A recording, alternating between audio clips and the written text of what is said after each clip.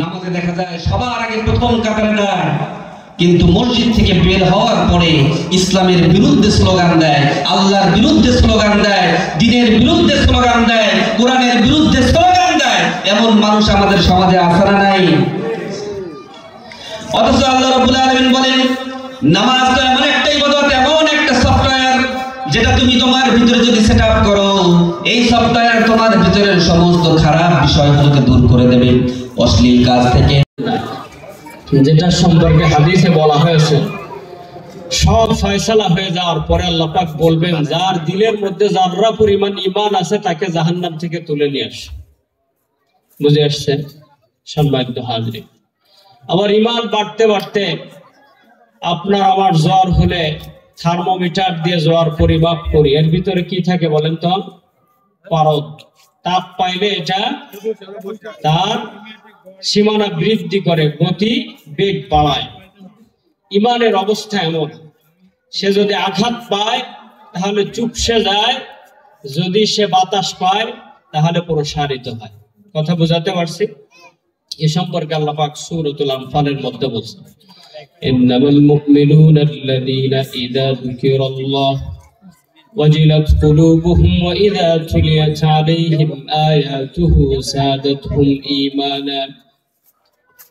প্রকৃতপক্ষে মুমিন তারাই, ইযা যুকিরাল্লাহ ওয়াজিলাত কুলুবুহুম, তাদের সামনে যখন আল্লাহর আয়াতকে তেলাওয়াত করা হয় তাদের অন্তর বিগলিত হয়। কি হয় বলেন? বিগলিত হয়।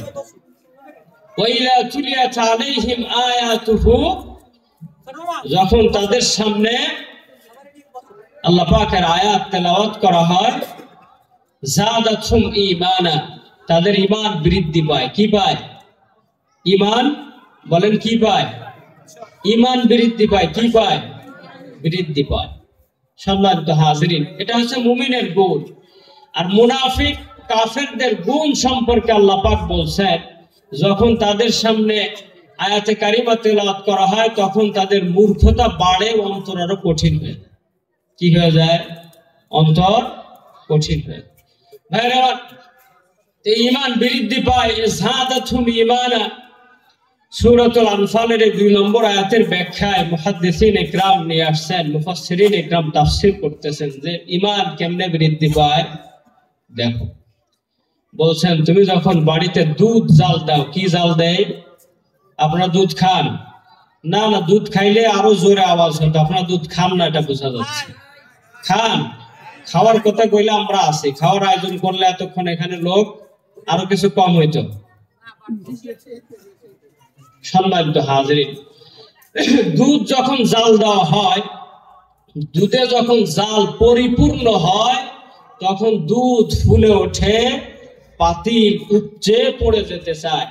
এটা কি দুধের জাল পরিপূর্ণ হলে না কম হলে? কথা বোঝেন? যখন জাল পরিপূর্ণ হয় তখন ঈমান উঠলে পড়ে। যখন জাল পরিপূর্ণ হয় তখন দুধ পাতিলের বাহিরে উপচে পড়ে। পরিপূর্ণ না হলে সেই দুধ কোনদিন উতল, যে দুধের সংখ্যা বেশি সেই দুধ উতল দেয়, উপচে পড়ে। যে দুধে পানির সংখ্যা বেশি ওই দুধ কোনদিন উপচে পড়ে না। যার দিলের মধ্যে খালেস ঈমান আছে, তার সামনে আয়াতে কারিমা তেলাওয়াত করলে তার ঈমান উতলা দেয়। যার ঈমানের মধ্যে নেফাকের সংখ্যা বেশি, তার সামনে কুরআনুল কারীমের আয়াতে কারিমা তেলাওয়াত করলে তার ঈমান আরো কমে এবং মুনাফিকি নিফাকি শক্ত হয়। দোস্ত, এই জন্য ঈমান কি জিনিস আল্লাহ পাক বলছে, ঈমান খুব সেনসিটিভ জিনিস, খুব সেনসিটিভ। এর থেকে কোনো সেনসিটিভ জিনিস আল্লাহ পাক তার সৃষ্টির মধ্যে সৃষ্টি করেন না। যেখানে নেফাক থাকে সেখানে ঈমান থাকে না, যেখানে ঈমান থাকে সেখানে নিফাক থাকতে পারে না, থাকবে না। এজন্য আল্লাহ পাক বলছেন, ইন্নাল্লাহা জামিউল মুনাফিকিনা ওয়াল কাফিরিন ফি জাহান্নাম জামিআ। আল্লাহ পাক কাফের আর মুনাফিক এই জাতিকে এক করবেন, দুই জাতিকে জমা করে জাহান্নামের মধ্যে সন্নিবেশিত করবেন। এজন্য মুফাসসিরিন ইকরাম বলছেন, যেখানে ঈমান থাকবে সেখানে কুফর আর নেফাক থাকতে, যেখানে নেফাক থাকবে সেখানে ঈমান থাকতে পারবে। সম্মানিত হাজিরিন, এখন ঈমান হচ্ছে, আমরা মনে করি, দেখেন ভালো করে বুঝবেন, পুরা তাফসীর করা যাবে না, ধারণা দেব আয়াতে কারিমা তেলাওয়াত করে। সেটা কি?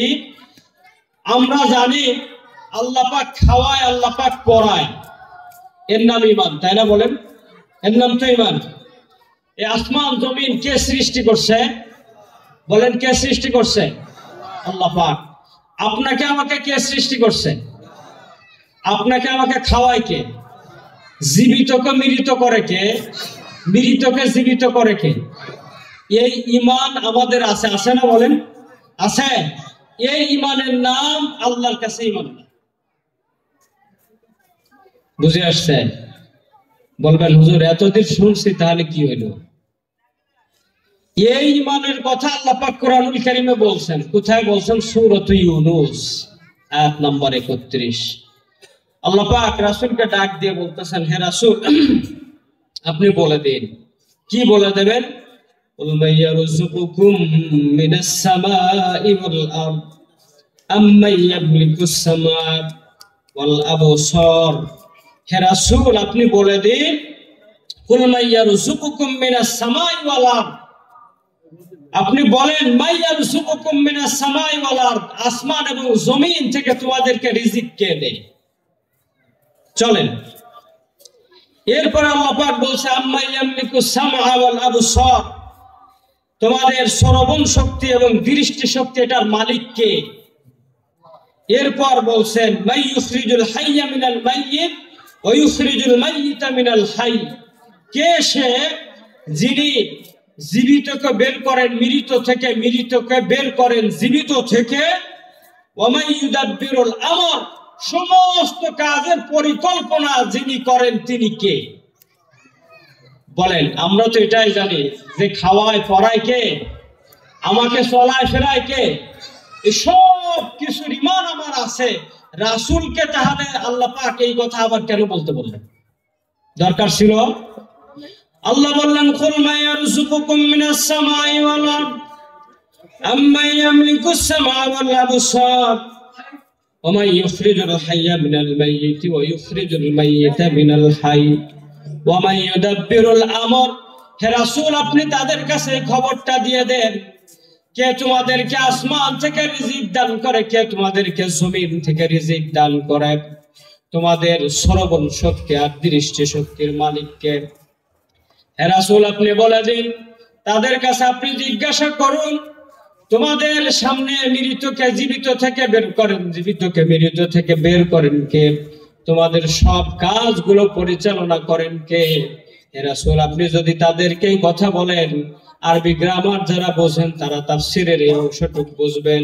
আল্লাহ পাক বললেন, ফাসায়াকুলুনাল্লাহ, আপনি যদি তাদের কাছে প্রশ্ন করেন, সুতরাং আপনার প্রশ্নের জবাবে তারা আল্লাহ পাক ফা ব্যবহার করছে, জবাব দিবে সায়াকুলুনাল্লাহ, তারা আপনার কাছে বলবে এগুলি সব কিছুর মালিক কে? এই ঈমান আছে না নাই? এই ঈমান আমাদেরও আছে, মক্কার মুশরিকদেরও ছিল। কাদের ছিল? বলেন, বলেন কাদের ছিল? মক্কার মুশরিকদেরও ছিল। তারপরে এসে এখানে একটা স্টপেজ দিয়ে একটু থামার জায়গা, একটু থেমে আল্লাহ পাক বলতেছেন, হে রাসূল, আপনি আবার বলেন, ফাকুল আফালা তাত্তাকুন, যদি তোমাদের এই ঈমানই থাকে তাহলে তোমরা আল্লাহকে কেন ভয় করো?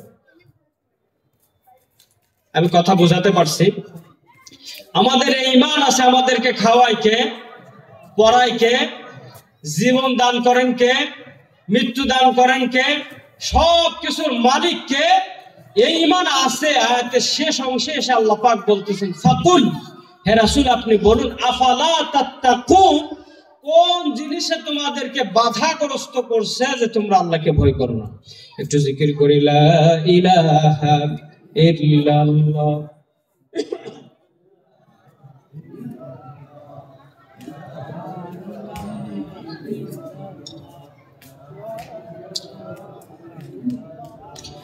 لا إله إلا الله মুহাম্মাদুর রাসূলুল্লাহ সাল্লাল্লাহু আলাইহি ওয়াসাল্লাম।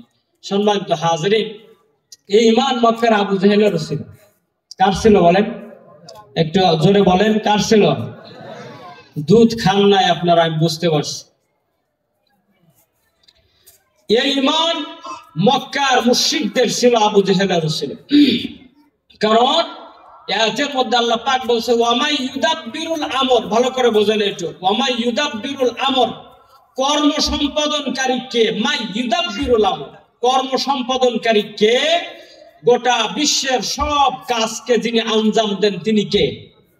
আল্লাহ পাক বলছে ফাসায়াকুলুনাল্লাহ, তারা ডাক দিয়ে বলবে তিনি হচ্ছেন আল্লাহ। এই ঈমান আবু জেহেলের ছিল। যদি তা না থাকবে তাহলে বোঝেন বদরের ময়দানে যাওয়ার আগে কাবার গিলাফ জড়িয়ে ধরে তারপর কান্না করে আবু জেহেল বলতেছে, ও কাবার রব, ও এই ঘরের মালিক, আমি বদরের ময়দানে যাচ্ছি, যদি মুহাম্মদ হক হয় মুহাম্মদকে বিজয় দিবা, আমি যদি হক হই আমি আবু জেহেলকে তুমি বিজয় দান। বলেন বিজয় দান করার মালিক কে? বলেন কে? এই ঈমান আবু জেহেলের ছিল, যার জন্য কি ধরে কাঁদছে বলেন? বলেন কি ধরে? কাবার গিলাফ ধরে কান্না করছে। এই জন্যই এর মধ্যে প্রমাণ হচ্ছে যে এই সব কিছুর ঈমান আমাদের যেমন আছে মক্কার কুরাইশদের এমন ছিল, যার কারণে আল্লাহ পাক আয়াতের শেষ অংশে এসে বলতেছেন আফালা তাত্তাকুন, তাহলে তোমরা কেন আল্লাহকে ভয় করো? আল্লাহকে ভয় করার নামই হচ্ছে ঈমান। বলেন কি? বলেন কি? ঈমান কি জিনিস? আল্লাহকে ভয় করার নামই হচ্ছে ঈমান। এবার আসেন আর একটা শর্ত, একটা তথ্য দেই, সেটা কি? ঈমান হচ্ছে সেই জিনিস আল্লাহ পাক যা আদেশ করছেন সেইটা করা, আল্লাহ যা নিষেধ করছেন বলেন সেটা না করা। নিয়ে যাব সেখানে, চলেন। আল্লাহ পাক সূরা আলে ইমরান নামে একটা সূরা নাজিল করছেন। এই সূরার মধ্যে এসে আল্লাহ পাক রব্বুল আলামিন আপনাকে আমাকে ডাক দিয়ে বলতেছেন, কুল ইন কুনতুম তুহিব্বুনাল্লাহ ফাত্তাবিউনি ইউহিব্বুকুমুল্লাহ ওয়া ইয়াগফির লাকুম যুনুবাকুম ওয়াল্লাহু গফুরুর রহিম। বলার পরে আল্লাহ পাক আপনাকে আমাকে ডাক দিয়ে বলেন, কুনতুম খায়রা উম্মাহ উখরিজাত লিন-নাস তা'মুরুনা বিল মা'রুফ ওয়া তানহাউনা আনিল মুনকার। যারা জানেন তারা বলেন পরের শব্দটা কি? তু'মিনুনা বিল্লাহ। আল্লাহ পাক ডাক দিয়ে বললেন কুনতুম খায়রা উম্মাতিন উখরিজাত লিন-নাস, তোমাদেরকে শ্রেষ্ঠ জাতি হিসাবে বের করা হয়েছে। কি কাজ? তোমাদেরকে একটা কাজ দেওয়া হয়েছে, তু'মিনুনা বিল্লাহ। এটার আগে আল্লাহ পাক বললেন কুনতুম খায়রা উম্মাতিন উখরিজাত লিন-নাস তা'মুরুনা বিল মা'রুফ, তোমরা সৎ কাজের আদেশ করবা, ওয়া তানহাউনা আনিল মুনকার, অসৎ কাজের নিষেধ করবা। এখান থেকে মুফাসসিরিন ইকরাম বলেন যে কাজের আদেশ আল্লাহ পাক দিয়েছেন এই কাজগুলি করা, যে কাজের নিষেধ আল্লাহ পাক করেছেন এই কাজগুলি থেকে বিরত থাকা, এটার নাম হচ্ছে তু'মিনুনা বিল্লাহ। এটার নামই হচ্ছে আল্লাহর প্রতি ঈমান। কথা বোঝাতে পেরেছি ভাই? চলেন এবার আপনাদেরকে একটু নিয়ে যাব, কারণ হচ্ছে বিষয় দিয়েছে গোটা কোরআন মাজিদ দিয়ে, সময় দিয়েছে কম, এজন্য আমি কর্তৃপক্ষকে দোষারোপ করছি না। আমি বলতে চাচ্ছি যে সংক্ষেপে আপনাদেরকে একটা বুঝ দেব যেখানে আমরা এখন আসছি। আল্লাহ যার আদেশ করছে এটা করা, যেটা নিষেধ করছে বলেন এইটা না করার নাম হচ্ছে ঈমান। এইটা না করার নাম কি? আর সূরা ইউনূসের ৩১ নম্বর আয়াতের শেষে আল্লাহ পাক যেটা বললেন সেটা হলো আল্লাহকে ভয় করার নাম ঈমান। ঈমানের আরেকটা কাজ, সেটা হচ্ছে এই যে দুইটা কাজ, আল্লাহ যা বলছেন তাই করা, যা নিষেধ করছেন সেটা না করা, আর আল্লাহকে ভয় করা। এই তিনটা কাজ পরিপূর্ণ হয় যে জায়গায়, যে আমি সেই জায়গায় একটু আপনাদেরকে নিয়ে যাবো। যাবেন আমার সাথে? তাহলে সামনে গিয়ে বসে 1 মিনিটের মধ্যে সামনে এসে বসেন, জিকির করেন লা ইলাহা ইল্লাল্লাহ।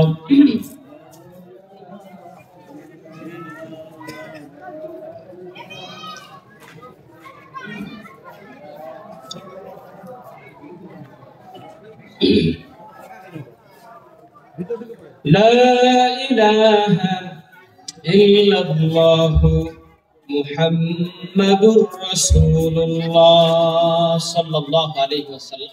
চলেন, এই 3টা কাজ, কয়টা কাজ বলেন? কয়টা কাজ? কি কি মনে আছে?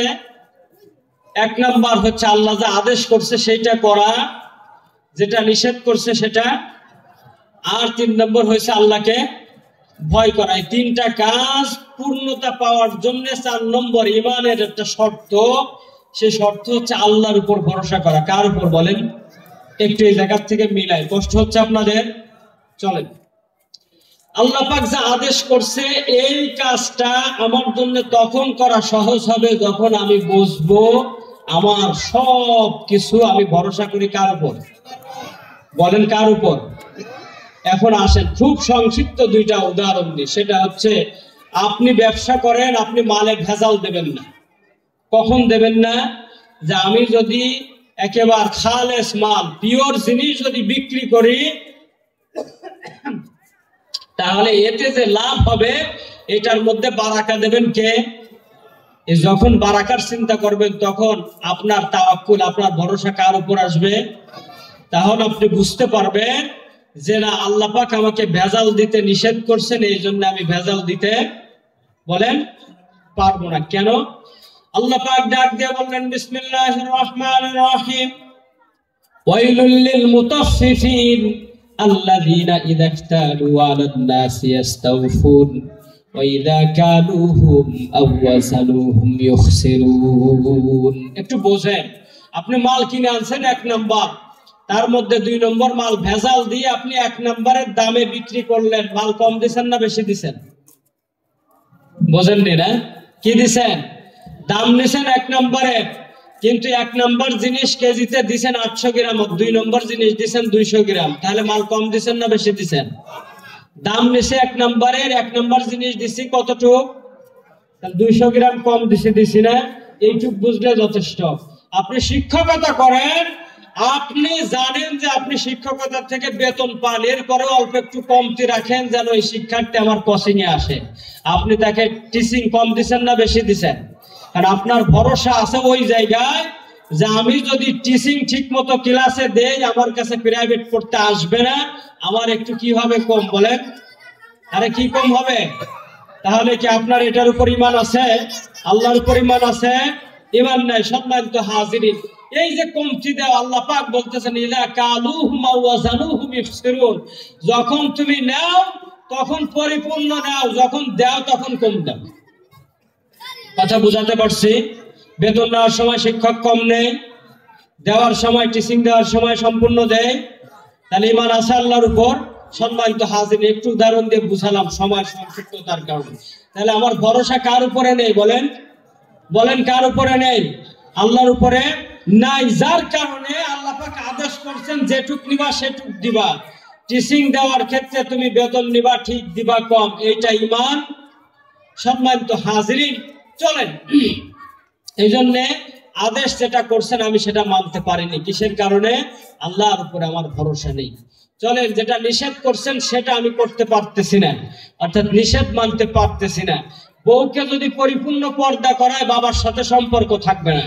বউকে যদি পরিপূর্ণ পর্দা করায়, তাহলে পরে আমার ভাইদের সাথে আমার সম্পর্ক থাকবে না। বউকে যদি আমি পর্দার সাথে রাখতে চাই, তাহলে বউকে দিয়ে মিক্সিং অর্থাৎ সহশিক্ষার শিক্ষকতা এটা করানো যাবে না। যাবে? বলেন, যাবে? যাবে না।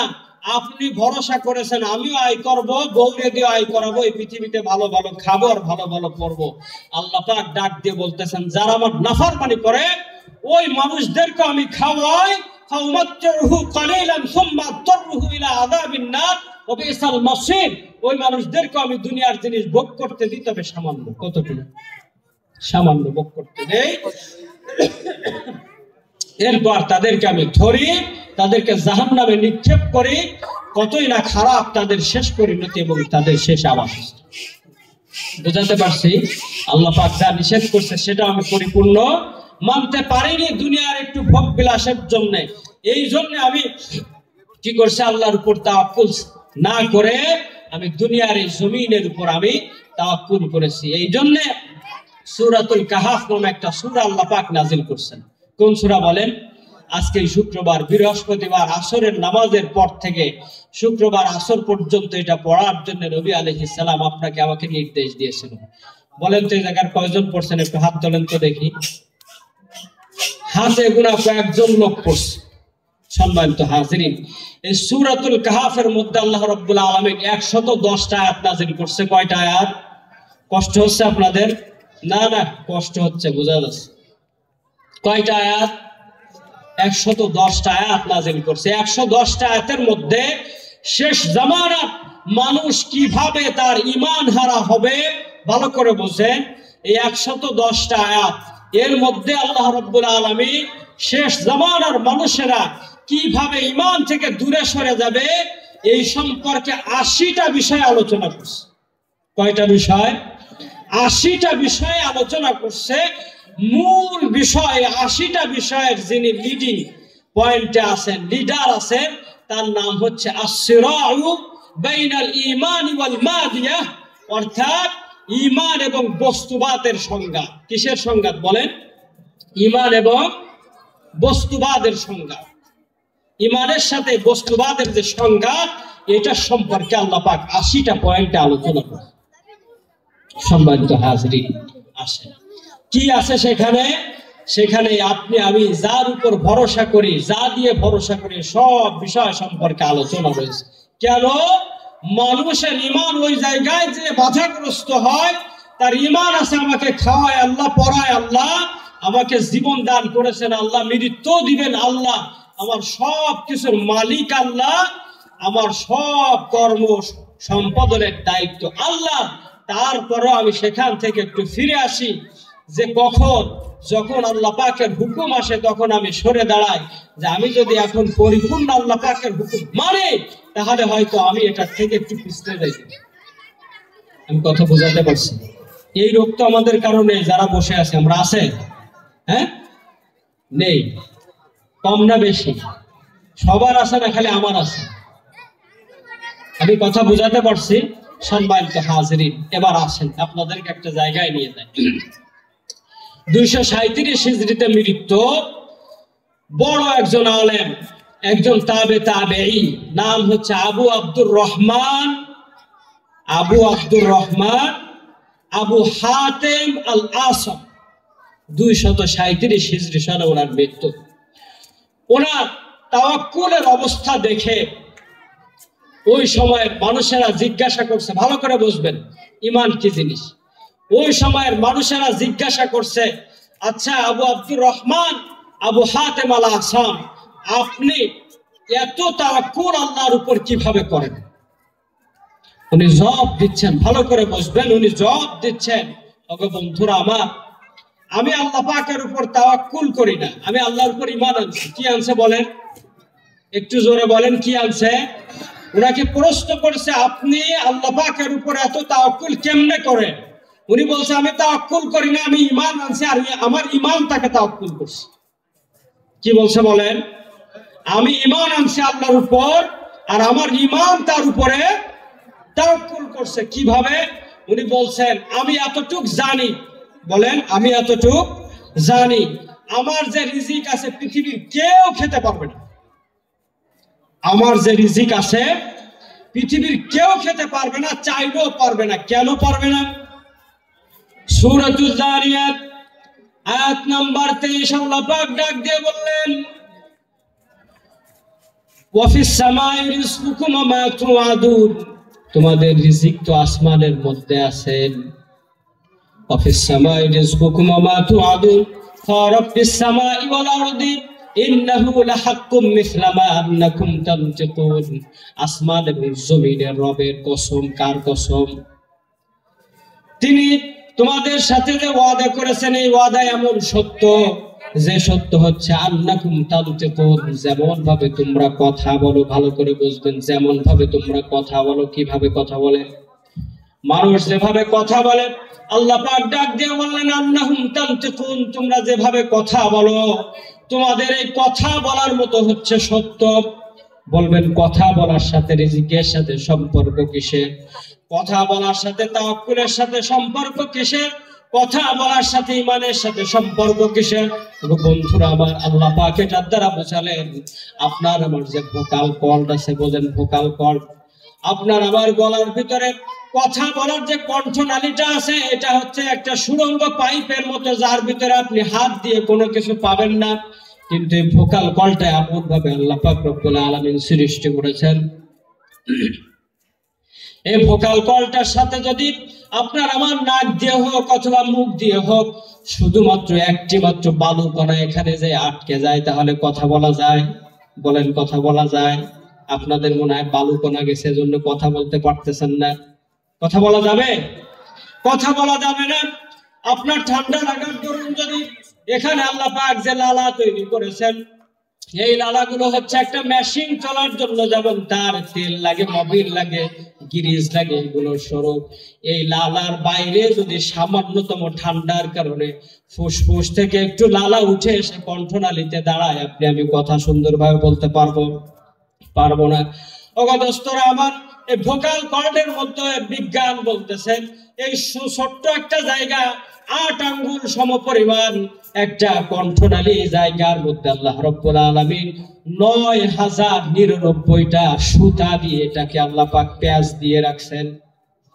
একটা সুতার একটা অংশ যদি কোনো রকম ছিঁড়ে যায়, ওই ব্যক্তি চিরজীবনের জন্য তার কথা বলার অধিকার নষ্ট হয়ে যাবে। এজন্য আল্লাহ পাক বলেন মিসলা আন্নাকুম তানতিকুন, যেমন ভাবে তোমরা কথা বলো। কেমন? মুফাসসিরিন ইকরাম বলতেছেন, ওই যে আবু আব্দুর রহমান আবু হাতেম আল আসম বলেছেন, আমি আল্লাহর উপর ঈমান এনেছি, আমার রিজিক কেউ খেতে পারবে না।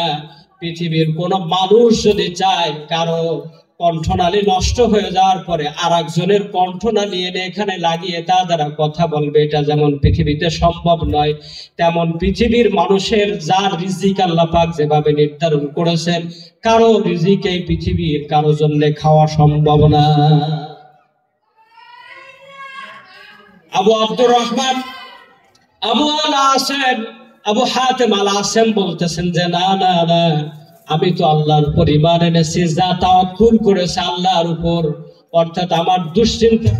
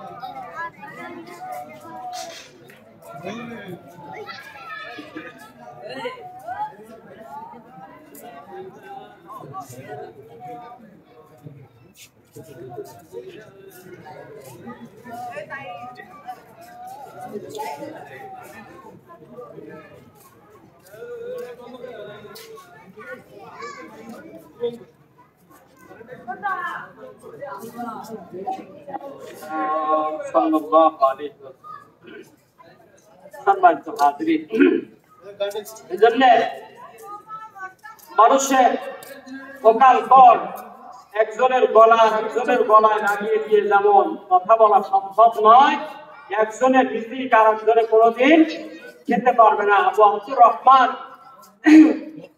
আবু হাতেম আল আসম বলতেছে এরকম ভাবে আমি তাওয়াক্কুল করেছি, আমার রিজিক কেউ খেতে পারবে না। সম্মানিত হাজিরিন, আবু হাতেম আল আসম বলতেছেন দেখো, আমি আমার সময়গুলোকে আপনার জন্য ইবাদত করার নিমিত্তে আমি এটাকে নিবদ্ধ করেছি, নির্দিষ্ট করে দিয়েছি, কারণ যেমন এই পৃথিবীর জমিনে আমার রিজিক কেউ খেতে পারবে না, তেমন কিয়ামতের ময়দানে আমার আমলের হিসাব আর কারোরও দিতে হবে না। আমার আমলের হিসাব কাকে দিতে হবে বলেন? বলেন কাকে দিতে হবে? আমার আমলের হিসাব আমাকে দিতে হবে। এই জন্য আমি আমার সময়গুলোকে আল্লাহর জন্য নির্দিষ্ট করে দিয়েছি।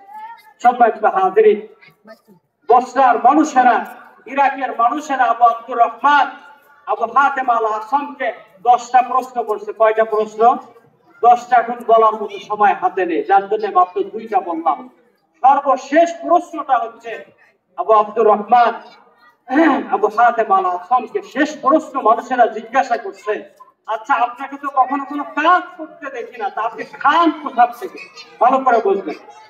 আব্দুর রহমানকে বলছে, আবু আব্দুর রহমানকে বলছে, আপনাকে তো কখনো কোনো কাজ আমরা করতে দেখি না, তা আপনি খান কোথা থেকে? আপনার রিজিক আসে কোথা থেকে? কথা বুঝে আসছেন? আপনার রিজিক আসে কোথা থেকে? উনি বলছে কেন, আমি তো ঈমান আনছি আমার রবের উপর। তুমি ঈমান আনছি কার উপর? বলেন কার উপর? আমি ঈমান আনছি আল্লাহর উপর, আর আমার ঈমান তাওয়াক্কুল করছে আল্লাহর উপর। কিভাবে? সূরা হুদের 6 নম্বর আয়াত আল্লাহ পাক ডাক দিয়ে বললেন, ওমা মিন দাব্বাতিন ফিল আরদি ইল্লা আলাল্লাহি রিজকুহা। আল্লাহ পাক ডাক দিয়ে বলেছেন, কারণ রিজিকের দায়িত্ব আল্লাহ পাক এই জমিনের কাউকে দেয় নাই। যাকে আল্লাহ পাক এই জমিনের মধ্যে নড়াচড়া করার মতো শক্তি দিয়েছেন, তার রিজিকের দায়িত্ব কার? উনি বলতেছেন, আমাকে তো শুধু আল্লাহ পাক নড়াচড়া করার মতো শক্তি দেন নাই, তিনি আমাকে 2টা হাত উঁচু করে তার সামনে আল্লাহু আকবার বলে নামাজে দাঁড়ানোর সুযোগ করে দিয়েছেন। আমার হাতকে নড়াচড়া করার মতো সুযোগ দিয়েছেন, আমাকে মাথাটা বাঁকা করে রুকু করার সুযোগ দিয়েছেন, অর্থাৎ আমাকে তিনি নড়াচড়া করার সুযোগ দিয়েছেন। আমাকে হাঁটু 2টা ভাঁজ করে মাথাকে ধুয়ে আমার মাথাটাকে অবনত করে আমাকে সেজদা করার মতো বাঁকা হওয়ার সুযোগ দিয়েছেন, অর্থাৎ তিনি আমাকে নড়াচড়া করার সুযোগ দিয়েছেন। এই জন্য আমি বিশ্বাস করি, আমি ঈমান এনেছি, আমার রিজিকের দায়িত্ব আমার নয়, আমার রিজিকের দায়িত্ব আমার আল্লাহ। অগস্টের পরে তিনি বললেন, এই পৃথিবীর যেসব মানুষেরা আযান শোনার পরে মসজিদে আসে না, এই কথা বলার পর উনি বললেন, যেসব মানুষেরা আযান শোনার পরে নামাজে দাঁড়ায় না, দুনিয়ার কাজে ব্যস্ত থাকে, সে তো আল্লাহ পাকের উপর ঈমান আনে নাই, সূরা হুদের 6 নম্বর আয়াতের উপর ঈমান আনে নাই, বরং সে আল্লাহর সাথে পাল্লা দিছে, আল্লাহর সাথে টক্কর দিয়ে বলেছে, তুমি আমাকে নড়াচড়া করার মতো ক্ষমতা দাও নাই, অর্থাৎ তুমি আমার রিজিকের দায়িত্বশীল না। আমার রিজিক আমি অন্বেষণ করার জন্য আমি এখন ব্যস্ত আছি। ভালো করে বুঝবেন, ভালো করে বোঝেন। যে মানুষেরা নামাজের সময় আযান হওয়ার পর নামাজ না পড়ে নিজের কাজে ব্যস্ত থাকে, ওই মানুষেরা প্রমাণ করেছে, ওই মানুষেরা এটা বোঝাতে চেয়েছেন যে আল্লাহ পাক সূরা হুদের আয়াত অনুযায়ী আমাকে নড়াচড়া করার সুযোগ দেয়নি, যার কারণে আমার রিজিক আল্লাহর কাছে নাই, আমার রিজিকের দায়িত্ব আমি নিজে আমার। অগদস্ত এর নাম ঈমান নয়। আপনি যদি বলেন যে আল্লাহ পাক আমাকে তো বলছে কাজ করে খেতে, কাজ না করলে আল্লাহ পাক খাবার দেবে কিনা ভালো করে বুঝবেন। কাজ না করলে আল্লাহ খাওয়াইতে পারে? বলেন তো পারে? তাহলে নিয়ে যাবো এক জায়গায়, যাবেন? চলেন। আবু আব্দুর রহমান আবু হাতেম আল আসাম বললেন, যে ব্যক্তি এই আয়াতের উপর ঈমান আনতে পারে না, তাকে আমি ছোট্ট একটা ওয়াজ করে। এই কথা বলার পরে আবু আব্দুর রহমান আবু হাতেম আল আসাম তিনি বলতেছেন, তুমি কি সূরাতুল মুনাফিকুন পড়ো নাই? সূরাতুল মুনাফিকুনের 7 নম্বর আয়াতের মধ্যে আল্লাহ রাব্বুল আলামিন ডাক দিয়ে বলতেছেন, ওয়ালিল্লাহি খাযাইনুস সামাওয়াতি ওয়াল আরদ। আল্লাহ পাক ডাক দিয়ে বললেন, ওয়ালিল্লাহি খাযাইনুস সামাওয়াতি ওয়াল আরদ ওয়ালাকিন্নাল মুনাফিকিনা লা ইয়াফকাহুন। আল্লাহ পাক তোমাকে আমাকে ডাক দিয়ে বললেন, মুনাফিকদের বিষয়টা তো এমন। কাদের বিষয় বলেন? নাকি মুমিনদের বিষয়? বলেন কাদের বিষয়? মুমিনদের বিষয় এমন না। আবু আব্দুর রহমান আবু হাতেম আল আসাম বলতেছেন, আমি তো মুমিন, আমি তো মুমিন, আমি তো মুমিন, আমি ঈমান এনেছি আল্লাহর উপর, আমার তাওয়াক্কুল করেছে আল্লাহর উপর, আমার ঈমান আমাকে তাওয়াক্কুল করতে শিখিয়েছে আল্লাহর উপর। তুমি কি সূরাতুল মুনাফিকুন পড়ো নাই? সূরাতুল মুনাফিকুনের মধ্যে আল্লাহ পাক ডাক দিয়ে বললেন, ওয়ালিল্লাহি খাযাইনুস সামাওয়াতি ওয়াল আরদি ওয়ালাকিন্নাল মুনাফিকিনা লা ইয়াফকাহুন। আসমান এবং জমিনের যত খাজানা আছে এই খাজানাগুলো সব কিছুর মালিক আল্লাহ, অর্থাৎ আমি খাই আমার আল্লাহর খাজানা থেকে। আয়াতের শেষে আল্লাহ বললেন ওয়ালাকিন্নাল মুনাফিকিনা লা ইয়াফকাহুন, আল্লাহর খাজানা সম্পর্কে যারা ধারণা রাখতে পারেনি ওই মানুষগুলো মুমিন নয়, বরং তারা মুনাফিক। ভাইরা আমার, চলেন এবার যাই। ইমাম আব্দুল্লাহ, আবু আব্দুল্লাহ, নাম হচ্ছে আবু আব্দুল্লাহ মুহাম্মদ আব্দুল মালিক। উনি 121 হিজরি সনে জন্মগ্রহণ করেছেন, 216 হিজরিতে তিনি ইন্তেকাল করেছেন। এনার নাম হচ্ছে ইমাম আসমাই বলে সবাই চেনেন। ইনি একদিকে আরবের এমন একজন লোক, তিনি হচ্ছেন তিনি একদিকে নাহবিদ অর্থাৎ গ্রামারবিদ, একদিকে ভাষাবিদ, আর একদিকে তিনি মুফাসসির, আর একদিকে মুহাদ্দিস। এনার নাম হচ্ছে আবু আব্দুল্লাহ মুহাম্মদ আব্দুল মালিক আল আসমাই। উনি বলতেছেন, ইমাম কুরতুবী রহমাতুল্লাহি আলাইহি তিনি কোরআনের খাজানা সম্পর্কে একখানা কিতাব লিখেছেন। এই কিতাবের 12 নম্বর খণ্ডের 42 নম্বর পৃষ্ঠার মধ্যে উনি একটা কথা নিয়ে আসছেন। সেই কথাটা হলো, তিনি বলতেছেন, ওগো পৃথিবীর মানুষেরা শোনো, তোমাকে আমাকে যে জিনিসটা ঈমান আনতে বাধাগ্রস্ত করে সেই জিনিসটা হচ্ছে আল্লাহর উপর তাওয়াক্কুল। আর আল্লাহর উপর তাওয়াক্কুল করতে যে জিনিসটা তোমাকে আমাকে বাধাগ্রস্ত করে সেই জিনিসটা হচ্ছে রিজিকের চিন্তা। কারণ হচ্ছে যে কাজ আল্লাহ পাক করতে আদেশ করেছেন এটার নাম ঈমান, যেটা করতে নিষেধ করেছেন এটার নাম ঈমান। আর হচ্ছে আল্লাহকে ভয় করার নাম ঈমান, আল্লাহর উপর তাওয়াক্কুল করার নাম ঈমান। তোমাকে আমাকে আল্লাহর উপর ঈমান আনতে, তাওয়াক্কুল করতে, আল্লাহকে ভয় করতে যে জিনিসে নিষেধ করে সেটা হচ্ছে রিজিক। এই জন্য ইমাম কুরতুবী রহমাতুল্লাহি আলাইহি ওনার কিতাব কোরআনের খাজানা আল খাজাইনুল কোরআন, এই কিতাবের মধ্যে 12 নম্বর খণ্ডের 42 নম্বর পৃষ্ঠার মধ্যে নিয়ে আসছেন। ইমাম আসমাই রহমাতুল্লাহি আলাইহি একদিন কুফা নগরীতে আসরের নামাজের পরে নামাজ পড়ে বের হয়ে বাড়ির দিকে যাবেন, এমন সময় উনি ওনার বাড়ির গলিপথ ধরেছেন। এই গলিপথ ধরার পরে হঠাৎ করে উনি দেখলেন একজন বেদুইন। বেদুইন বলে আরবের যেসব মানুষেরা মরুভূমিতে বাস করে। আমাদের দেশে একদল লোক আছে যারা নদীর চরে চরে বসবাস করে, তাদেরকে কি বলে আপনার এলাকায় বলেন তো? বেদে আছে না? বেদে চেনেন? বেদে চেনেন? এটা হচ্ছে বেদুইন থেকে বেদে কিসেকে বলেন? বেদুইন। বধু বলে আরবের মানুষেরা, বধু বলে যেসব মানুষেরা পাহাড় জঙ্গলে ছোট খিমা গেড়ে বাস করে, জঙ্গলের খাবার খায়, শিকার হচ্ছে তাদের খাবার। সম্মানিত হাজিরিন, ইমাম আসমাই রহমাতুল্লাহি আলাইহি বলতেছেন, আসরের নামাজ পড়ে আমি বাড়ির গলিপথ ধরেছি, এমন সময় একজন লোক আমার কাছে আসছে। আরবের একজন বেদুইন, এক হাতে তলোয়ার আর এক হাতে থালা। বলেন কি? একটু জোরে বলেন। আমার বিশ্বাস হচ্ছে না, আপনাদের কথার উপর ঈমান আনতে পারতেছি না যে আপনারা দুধ খেয়েছেন। রাগ করতেছেন না ঘুমাচ্ছেন? ভালো করে শোনেন। এক হাতে থালা আর এক হাতে তলোয়ার। কি বলেন? আবার বলেন কি? এক হাতে তলোয়ার আর এক হাতে থালা। এক হাতে তলোয়ার আর এক হাতে থালা। আমাদের দেশে দেখবেন একদল বেদুইন আছে, বধু আছে, এক হাতে সাপের বাক্সা আর এক হাত পেতে দেয়, আছে না?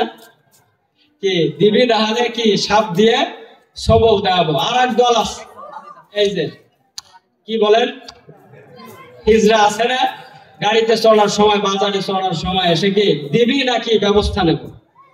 এই বেদুইন এক হাতে থালা আর এক হাতে কি বলেন তলোয়ার, এটা নিয়ে এসে ইমাম আসমাই রহমাতুল্লাহি আলাইহি যাচ্ছেন, ওনার সামনে এসে বসে পড়ছে। বসে পড়ার পরে থালা পেতে দিছে, দাও দাও। এখন ইমাম আসমাই রহমাতুল্লাহি আলাইহি মুস্কি মুস্কি হাসেন, বলছে কি দেব? বলছে থালা পাচ্ছি, বুঝিস না কিছু?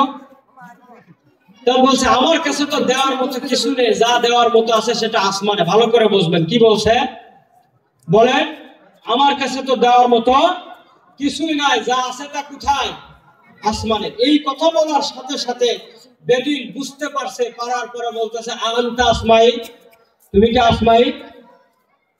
ইমাম আবু আব্দুল্লাহ মুহাম্মদ আল মালিক আব্দুল মালিক আল আসমাই, তিনি ওনার গোত্রে এবং ইরাকের কুফা নগরীতে এত বেশি প্রসিদ্ধ ছিল, উনি যখনই বলছেন আমার কাছে দেওয়ার মতো কিছু নাই, যা আছে তা কোথায় বলেন?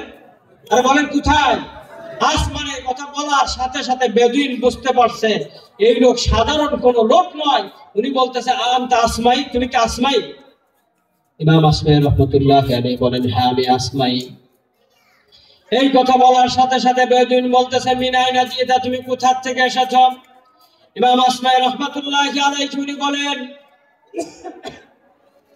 আমার মনটা হঠাৎ করে এমন কথার উদ্দোলিত হলো, আমার মনটা তখন আমাকে ডাক দিয়ে বলতেছে আসমাই, খাবার দেওয়ার মতো তো তোমার কাছে কিছু নেই, কিন্তু আল্লাহ পাক তোমাকে যে ইলম দিয়েছে ওই ইলম দিয়ে এই ব্যক্তিকে একটু দাওয়াত দেওয়ার মতো সুযোগ এসেছে, তুমি সেই পন্থা অবলম্বন করো। ইমাম আসমাই রাহমাতুল্লাহ আলাইহি উনি বলতেছেন আমি সাথে সাথে আমি বললাম, আমি বলতে পারতাম জিতু মিনাল মসজিদ বাদা আদাই সালাতিল আসর, আমি এসেছি মসজিদ থেকে আসরের নামাজ পড়ে, কথা বলার সুযোগ ছিল কিন্তু আমি এটা বলি নাই। ওই বেদুইন আমাকে প্রশ্ন করার সাথে সাথে আমি বললাম আমি এমন এক জায়গা থেকে এসেছি যে জায়গার মানুষের রবের কালাম তেলাওয়াত করে। বলেন কি তেলাওয়াত করে? বলেন কি তেলাওয়াত করে? আসমাই বলছে আমি এমন এক জায়গা থেকে এসেছি জিতু মিন মাকানিন, আমি এমন একটা জায়গা থেকে এসেছি আল্লাযীনা ইয়াসকুনু ফীহি, সেই জায়গায় যারা বসবাস করে ওহুম ইয়াতলুনা কিতাবাল্লাহ ওহুম ইয়াতলুনা কালামাল্লাহ, সেই জায়গার মানুষেরা আল্লাহ পাকের কালাম, আসমানের মালিকের কালাম তেলাওয়াত করে। বেদুইন তখন থালাটা নামিয়ে দিয়েছে, তলোয়ারটা নামিয়ে দিয়েছে। ইমাম আসমাই রাহমাতুল্লাহ আলাইহি বলেন এই থালা নামানোর পরে, তলোয়ারটা নামানোর পরে আমার সাহস আরো বেড়ে গেল। আমি তাকে বললাম যে হ্যাঁ সেই জায়গার মানুষেরা আল্লাহ পাকের কালাম তেলাওয়াত করে। বেদুইন আমাকে ডাক দিয়ে বলতেছে হ্যাঁ আল্লাহ পাকের কি এমন কোন কালাম আছে নাকি? রবের কি এমন কোন কালাম আছে যে কালাম মানুষের জবান দিয়ে তেলাওয়াত হতে পারে? বলেন রবের কি এমন কোন কালাম আছে যে কালাম মানুষের জবান দিয়ে তেলাওয়াত হতে পারে? তার কারণ আল্লাহ পাকই তো বলে দিয়েছেন যে কথা যেমন একজনের কথা আর একজন বলা সম্ভব নয়। বেদুইন বলতেছে রবের কি এমন কোন কালাম আছে যেটা মানুষের জবানে উচ্চারিত হতে পারে? এই কথা বলার পরে ওই বেদুইন ইমাম আসমাইকে বলতেছে তাহলে তুমি কি রবের কালাম জানো? ইমাম আসমাই রাহমাতুল্লাহ আলাইহি বলেন হ্যাঁ আমি কিছুটা জানি। এই কথা বলার সাথে সাথে বেদুইন বলতেছে তাহলে তুমি আমাকে কিছু শোনাও, রবের কালাম থেকে কিছু শোনাও। ইমাম আসমাই রাহমাতুল্লাহ আলাইহি বলেন আমি তখন আর একটু ভাবলাম আমি কি শোনাবো। তখন আমার মাথার মধ্যে আসলো ও তো আমার কাছে খাবার চেয়েছিল হাত পেতে, আর এক হাতে তলোয়ার উঁচু করেছিল। আমি তো ওকে খাবারের সন্ধান দিয়েছি আসমানে, আমি তো ওকে খাবারের সন্ধান জমিনে দেইনি, তাহলে তো তাকে আমার আসমান থেকে কিছু শোনাতে হবে। এই কথা চিন্তা করার পরে ইমাম আসমাই রাহমাতুল্লাহ আলাইহি বললেন ওগো বেদুইন তুমি শোনো শোনো আমি তোমাকে একটু শোনাই। এই কথা বলার পরে ইমাম আসমাই রাহমাতুল্লাহ আলাইহি তেলাওয়াত করতে শুরু করলেন বিসমিল্লাহির রহমানির রহিম والناريات ذروا فالحاملات وقرا فالجاريات يسرا فالمقسمات أمرا إنما توعدون لصادق وإن الدين لواقع والسماء ذات الحبك إنكم لفي قول مختلف يؤفك عنه من أفك قتل الخراصون الذين هم في غمرة ساهون يسألون أيان يوم الدين يوم هم على النار يفتنون ذوقوا فتنتكم هذا الذي كنتم به تستعجلون إن المتقين في جنات وعيون آخذين ما آتاهم ربهم إنهم كانوا قبل ذلك محسنين كانوا قليلا من الليل ما يهجعون وبالأسحار هم يستغفرون وفي أموالهم حق معلوم للسائل والمحروم وفي السماء رزقكم وما توعدون سورة الذاريات 22 নম্বর আয়াত। এইখানে আসার পরে অফিস সামাই রিজকুকুম ওয়া মা তুআদুন, এই আয়াতে কারিমা যখন তেলাওয়াত করেছে, বেদুইন যখন থালা ছেড়ে দিয়েছেন, তলোয়ার ছেড়ে দিয়েছেন, দেওয়ার পরে উঠে দাঁড়িয়েছে। দাঁড়ানোর পরে আসমাইকে ডাক দিয়ে বলতেছে, আসমাই তুমি আমাকে যা শোনালে এটা আরেকবার একটু শোনাও।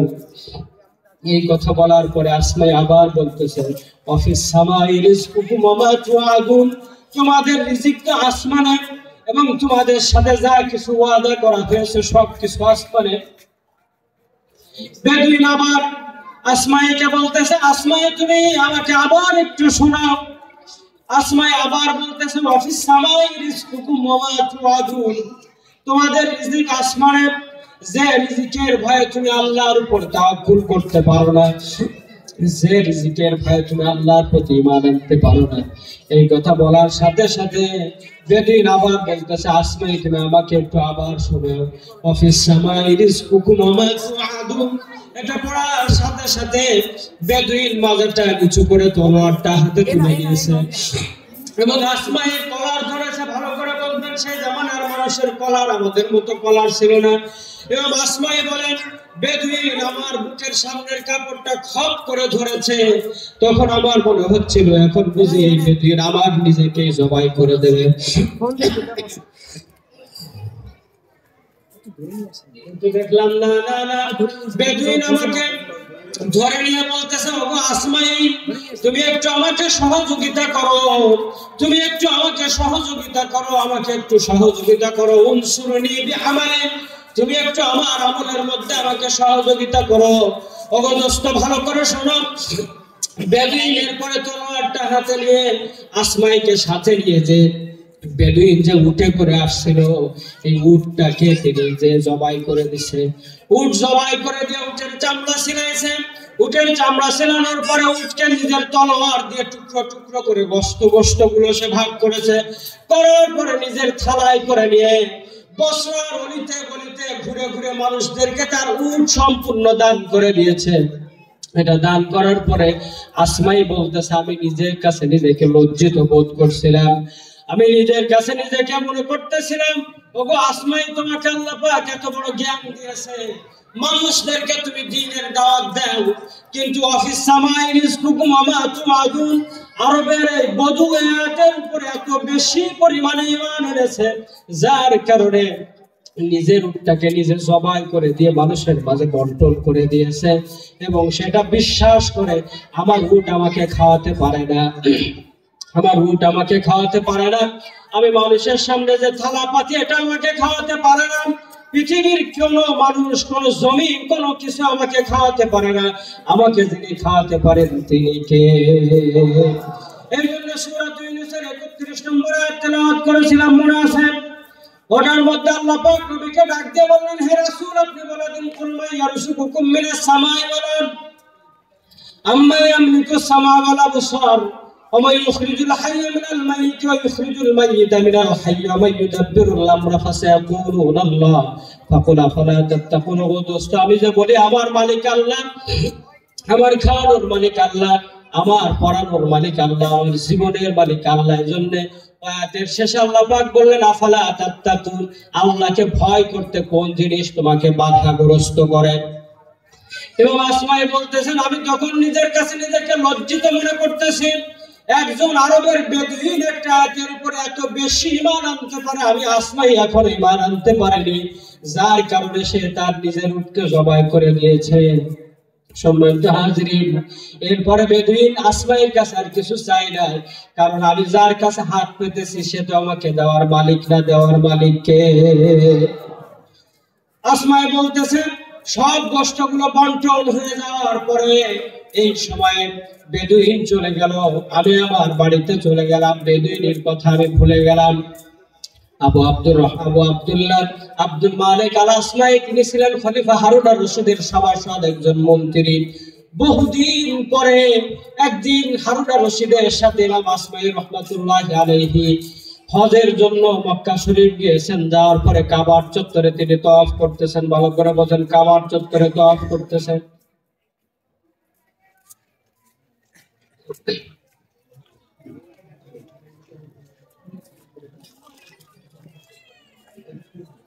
শেষ করে দিতে হবে।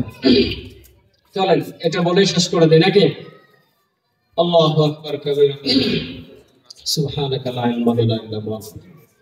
এরপরে আসমাই বলতেছে আমি ভুলে গেছি, বহুদিন পরে আমি হজের জন্য মক্কা শরীফ গিয়েছি, যাওয়ার পর আমি যখন কাবার চত্বরে আমি কাবাকে তওয়াফ করতেছি, এমন সময় দেখলাম কাবার প্রান্ত থেকে একজন মানুষ আমার পিছন থেকে ডাক দিছে, ও আব্দুল মালিক আল আসমাই। আসমাই বলেন প্রথমবার আমার কানে যখন আমার নামের আওয়াজটা আসছে, আমি ফেরবো কি ফেরবো না এটা ভেবে আর একবার চিন্তা করলাম। কিছুক্ষণ পরে আর একবার আমার কানে আওয়াজ আসলো, আমাকে কে যেন ডাক দিয়ে বলতেছে, ও আব্দুল মালিক আল আসমাই। আমি আর একবার চিন্তা করলাম, আমি তো এখন তওয়াফের মধ্যে আছি, আমি পিছনে ফেরবো কিনা। তৃতীয়বার কিছুক্ষণের মধ্যে আবার আমার কানে আওয়াজ আসলো, ও আব্দুল মালিক আল আসমাই। তৃতীয়বার ডাক দেওয়ার পরে বুঝলাম সাধারণ কোনো মানুষ আমি আসমাইকে ডাকে না। আমি পিছনে ফিরলাম, দেখলাম বয়সের ভারে নুয়ে গেছে, নত হয়ে গেছে, জীর্ণ অশীর্ণ চেহারার অধিকারী একজন মানুষ আমাকে ডাক দেয়। সে আমার দিকে হাত উঁচু করে আমাকে ডাকে। আমি আসমাই তার দিকে ফিরলে পরে তিনি আমার কাছে আসলেন। আসার পরে আমাকে বুকে জড়িয়ে ধরে বলতেছে, ও আসমাই তুমি আমাকে চিনতে পারছো কিনা? আসমাই বলতেছে, না না, তোমাকে তো আমি চিনতে পারিনি। বেদুইন বলতেছে, বহুদিন আগে বসার গলিতে তোমার সাথে আসরের পরে আমার দেখা হয়েছিল, তোমার কাছে আমি খাবার চেয়েছিলাম, তুমি আমাকে সূরাতুজ যারিয়াত থেকে রবের কালাম শুনিয়েছিলে। আমি সেই বেদুইন, তুমি আমাকে সেদিন শুনিয়েছিলে আল্লাহ পাক যা ওয়াদা করেছে তা পাবা। ওগো আসমাই, বহুদিন পরে তোমার সাথে দেখা, কাবার চত্বরে তোমাকে দেখে আমার মন চাচ্ছিল তোমাকে একটু আমি খবরটা দেই। সেদিন আল্লাহ পাকের কালামের পরে আমি যে ঈমান এনেছিলাম, আমার দুনিয়ায় চলার জন্য যা কিছু দরকার সব আমার রব আমাকে দিয়ে দিছে। এই কথা বলার পরে আসমাই বলতেছেন, সেদিন যেমন একবার লজ্জিত হয়েছিলাম, আজকে আর একবার আমি লজ্জিত হচ্ছি। এরপরে ওই বেদুইন আমাকে আর একবার বলতেছে, ও আসমাই তুমি আমাকে আজকে আর একটু রবের কালাম তেলাওয়াত করে শোনাও। আমি সুযোগ বুঝে আবার সূরাতুজ যারিয়াত তেলাওয়াত করলাম। সূরাতুজ যারিয়াতের 22 নম্বর আয়াতে আসার পরে যখনই বললাম মাফিস সামাই রিজকুকুম ওয়া মা তুআদুন, এই কথা বলার পর আজকে বেদুইন আমাকে আবার বলতেছে, আবার পড়ো। আমি আবার পড়লাম মাফিস সামাই রিজকুকুম ওয়া মা তুআদুন। বেদুইন আজকে আমাকে আবার বলতেছে, আবার পড়ো মাফিস সামাই রিজকুকুম ওয়া মা তুআদুন। এই কথা বলার পরে দেখলাম বেদুইন কান্না করে, চোখের পানি দিয়ে তার বুক ভেসে যায়। এরপরে আমি যখন 23 নম্বর আয়াত তেলাওয়াত করলাম,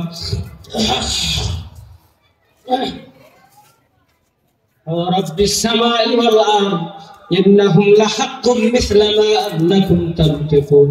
আয়াত তেলাওয়াত করার সাথে সাথে বেদুইন একটা চিৎকার মেরে বসা থেকে দাঁড়িয়ে বলতেছে, কোন সে মূর্খ ব্যক্তি, কোন সে জাহিল, যে ব্যক্তির সম্পর্কে আল্লাহ পাক রাগান্বিত হয়ে তার রবের, তার ইজ্জতে আল্লাহ পাক তার নিজের ইজ্জতের এবং আসমান এবং জমিনের কসম দিয়ে এমন কথা বলতে পারে।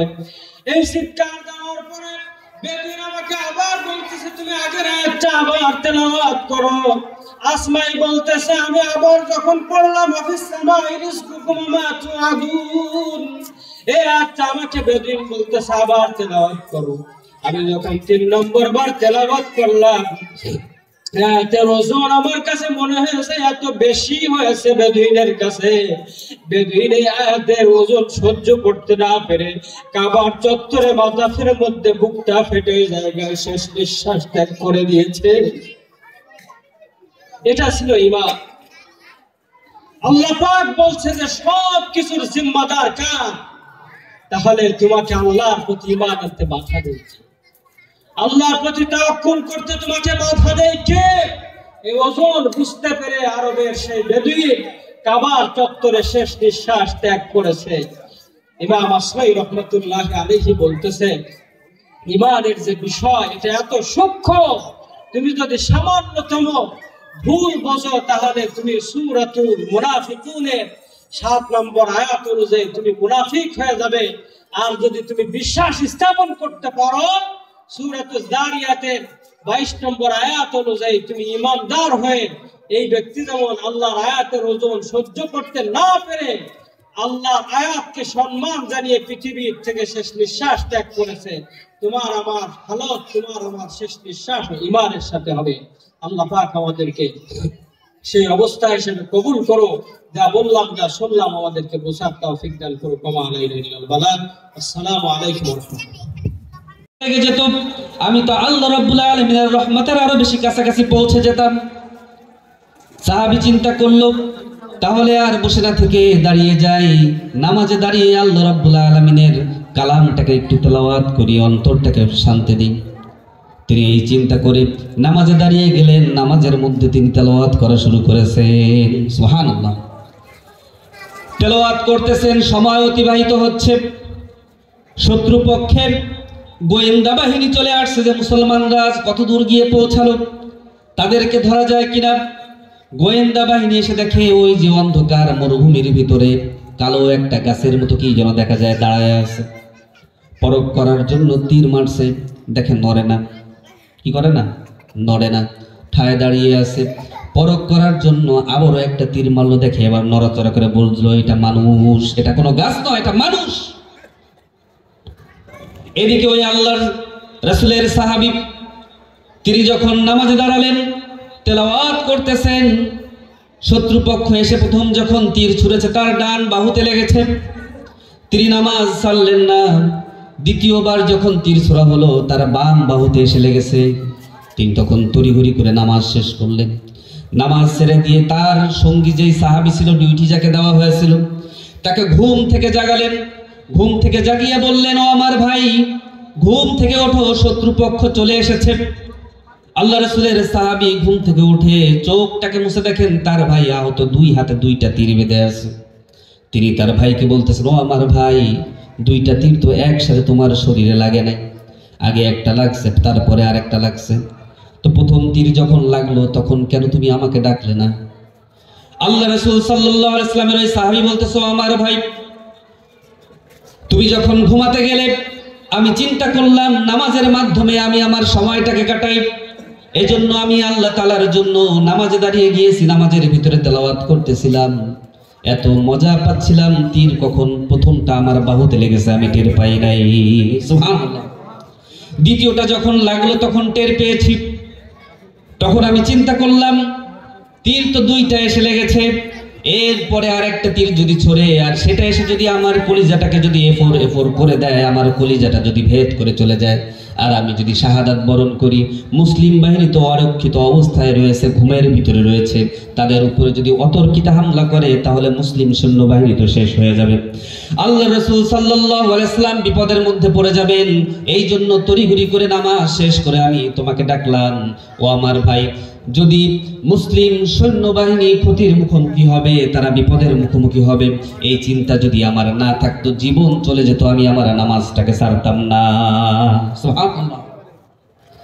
এভাবে তারা যখনই সময় পেতেন নামাজে দাঁড়াতেন, নামাজের মধ্যে তারা কোরআন পড়ে, কোরআন তেলাওয়াত করে তারা তাদের অন্তরটাকে প্রশান্তি দিতেন। বলেন না সুবহানাল্লাহ। আর আজ এমন হয়েছে, আমাদের যারা কোরআন পড়তে জানি না তারা তো জানিই না, যারা পড়তে জানি তাদের তেলাওয়াতের সময় নাই। আচ্ছা নাকি বলেন? নাই। এখন আর ঘরে ঘরে গুনগুন করে সেই তেলাওয়াত আজ আর শোনা যায় না। ফজরের পরে এখন আর সেই তেলাওয়াতের ধ্বনি রাস্তায় রাস্তায় হাঁটলে ঘরের ভেতর থেকে, ঘরের কোনায় কোনায় আজ আর সেই কোরআনের তেলাওয়াত শোনা যায় না। কোরআনের তেলাওয়াত আজ বন্ধ হয়ে গেছে, সমাজ থেকে উঠে গেছে। আল্লাহ রাব্বুল আলামিন বলেন, ওয়ামান আ'রাদা আন যিকরি ফাইন্না লাহু মাঈশাতান দানকা ওয়া নাহশুরুহু ইয়াওমাল কিয়ামাতি আ'মা। আল্লাহ রাব্বুল আলামিন বলেন, যে ব্যক্তি আমার জিকির থেকে, কোরআন থেকে মুখ ফিরিয়ে নেবে, ও দুনিয়ার মানুষেরা শোনো, তোমরা সারাটা দিন ব্যস্ত হবে জীবিকা উপার্জনের জন্য, জীবিকা নির্বাহের জন্য নিজেদের জীবনটাকে তোমরা পানি পানি করে ফেলবে। করতেছে কিনা বলেন? আজ এমন কোনো কাজ নাই যেই কাজ মানুষ করতেছে না সামান্য কিছু রুটি রোজগারের জন্য। বলেন না, ঠিক কিনা বলেন? এমন কোনো কাজ নাই করে না। আল্লাহ রাব্বুল আলামিন বলেন, এভাবে তোমরা তোমাদের জীবনটাকে কষ্টের ভিতরে ফেলে দেবে। তোমাদের জীবনে কোনো বারাকা থাকবে না, তোমাদের জীবনে কোনো ধরনের আয় রোজগারের ভিতরে বরকত থাকবে না, উন্নতি থাকবে না। আমি আল্লাহ রাব্বুল আলামিন তোমাদের জীবনটাকে, জীবনের উপকরণটাকে আল্লাহ রাব্বুল আলামিন আমি সংকীর্ণ করে দেব। নাউযুবিল্লাহ। কি করে দেবেন? সংকীর্ণ করে দেবেন। দুনিয়ার জীবনটাকে সংকীর্ণ করে দেওয়া মানে হলো আপনার সন্তান আপনার কোনো কাজে আসবে না, আপনার সম্পদ আপনার কোনো কাজে আসবে না। আল্লাহ রাব্বুল আলামিন বলতেছেন যে আমার স্মরণ থেকে মুখ ফিরায় নেয়, আমি আল্লাহ রাব্বুল আলামিন তার দিক থেকে মুখ ফিরায় নেই। বলেন না নাউযুবিল্লাহ। আল্লাহ রাব্বুল আলামিন বলতেছেন শুধু তাই নয়, আর যখন ইয়াহশুরুহুম ইয়াউমাল কিয়ামাহ, কিয়ামতের ময়দানে যখন তোমাকে উঠাবো, তখন তোমার চোখ দুটি আর তোমার সাথে থাকবে না, বন্ধ করে হামাগুড়ি দিয়ে তুমি উঠবা। তুমি আমার কাছে জিজ্ঞাসা করবা, ও রব আজ কেন আমার দুই চোখ অন্ধ? দুনিয়াতে থাকতে তো আমার দুইটা চোখ ছিল, দুনিয়া তো আর থাকতে আমার চোখ দুইটা তো ভালো ছিল, আজ কেন আমার চোখগুলো অন্ধ হয়ে গেল? আজ কেন আমি কিছু দেখতে পাই না? আল্লাহ রাব্বুল আলামিন বলেন, দুনিয়ার জীবনে চোখ দিছিলাম, কিন্তু সেই চোখ দিয়ে কোরআন দেখো নাই, কোরআন পড়ো নাই, আমার কালামটাকে দেখার চেষ্টা করো নাই। অতএব ওই চোখ আজকে রাইখা লাভ কি? আজকে এই চোখ দিয়ে তুমি আমার নিয়ামত দেখতে চাও, তুমি আমার জান্নাত দেখতে চাও, তুমি আমার দেওয়া নিয়ামতটাকে উপভোগ করতে চাও, কিন্তু যেই চোখ দিয়ে তুমি আমার কোরআনটাকে দেখে পড়ো নাই, আমার জিকিরটাকে দেখো নাই, সেই চোখ আজকের দিনে রাখার কোনো দরকার নাই, কোনো লাভ তা দিয়ে হবে না, সেটা দিয়ে কোনো লাভ হবে না। আবার আল্লাহ রাব্বুল আলামিন বলেন, وَمَن يَعْشُ عَن ذِكْرِ الرَّحْمَنِ نُقَيِّضْ لَهُ شَيْطَانًا فَهُوَ لَهُ قَرِينٌ। আল্লাহ রাব্বুল আলামিন বলেন, আর যে কোরআন থেকে বিমুখ হয়ে যায়, কোরআন পড়া বাদ দিয়ে দেয়, কোরআনের সাথে থাকে না, কোরআনের আলোচনার ভিতরে থাকে না, কোরআনের তেলাওয়াতের ভিতরে থাকে না, কোরআনের তেলাওয়াত শুনে না, যার জীবনে কোরআন নাই, যার অর্থনীতির ভিতরে কোরআন নাই, যার জীবনের কোনো ক্ষেত্রে কোরআন নাই, আল্লাহ রাব্বুল আলামিন বলেন আমি তার সাথে একটা শয়তানরে ফিট করে দিই। কি করেন? একটা শয়তান ফিট করে দিই, তার সঙ্গী বানায় দিই, আর এই শয়তান তাকে জাহান্নামের দিকে নিয়ে যায়। বলেন না নাউযুবিল্লাহ। তাহলে আল্লাহ তাআলার রহমত পাওয়ার জন্য, নিজেদের জীবনে বারাকা পাওয়ার জন্য, শয়তানের চক্রান্ত থেকে বাঁচার জন্য কোরআন তেলাওয়াত করতে হবে কি হবে না? আল্লাহ রাব্বুল আলামিন এই আয়াতের ভিতরে প্রথম নির্দেশনা দিলেন, উতলুমা উহিয়া ইলাইকা মির রাব্বিক, ও নবী আপনার রবের পক্ষ থেকে যা নাজিল করা হয়েছে আপনি তা তেলাওয়াত করুন। বলেন না সুবহানাল্লাহ। দ্বিতীয় নাম্বার যে বিষয়টি আল্লাহ রাব্বুল আলামিন বলতেছেন, ওয়া আকিমিস সালাহ। আর কি করার জন্য বলছেন? সালাত মানে কি বলেন? এই শব্দটার সাথে পরিচয় নাই কার কার হাত জাগান। এই শব্দটার সাথে পরিচয় নাই, জানেন না, বুঝেন না, আছেন নাকি এমন কেউ? কেননা এটা এমন একটা শব্দ যা আমাদের জীবনের সাথে ওতপ্রোতভাবে মিশে গেছে, ঠিক কিনা বলেন? মুসলমান আর নামাজ দুইটা একই সাথে মিশে গেছে, একাকার হয়ে গেছে, একটার থেকে আরেকটাকে আলাদা করা যায়? মুসলমান যেখানে নামাজ আছে সেখানে, মুসলমান আছে যেখানে নামাজ আছে সেখানে, নামাজ নাই যেখানে মুসলমান নাই সেখানে, ঠিক কিনা বলেন? আসলে কথাটা কি সত্য? কথাটা সত্য? সত্য কথা। সব মুসলমান নামাজ পড়ে? পড়ে না।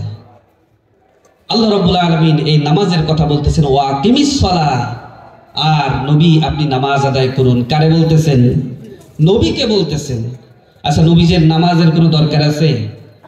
রাসূল সাল্লাল্লাহু আলাইহি ওয়াসাল্লামের নামাজের দরকার আছে? বলেন দরকার আছে? আল্লাহ রাব্বুল আলামিন বলতেছেন, আপনার সামনের পিছনের সমস্ত গুনাহ তো আমি মাফ করেই দিয়েছি, আপনাকে তো আমি মাকাম মাহমুদ দিয়েই দিয়েছি। ইন্না আ'তাইনাকাল কাউসার, আমি তো আপনাকে কাউসার দিয়েই দিয়েছি। ভিতরে অনেক উলামায়ে কেরাম আছে আল্লাহ, অনেক মসজিদের ইমাম সাহেবরাও আল্লাহ তোমার দুয়ারে হাত বাড়িয়েছে গো মাওলা। অনেক উলামায়ে কেরাম, অনেক আল্লাহ মাবুদ গো হাজী সাহেব গো আল্লাহ, বিন্দু বাবাজিরা আল্লাহ, ছোট ছোট সোনামণিরা আল্লাহ, অনেক মা বোনেরাও হাত উঠাইছে গো মাওলা। যার হাত তুমি কবুল করো মালিক, তার হাতের উসিলায় সকলের হাতগুলো তুমি কবুল মঞ্জুর করে নাও রব্বুল। নাম আছে কিন্তু এইটাই তো ঝামেলা বাদে, পরে কাউরে চেনা যায় না।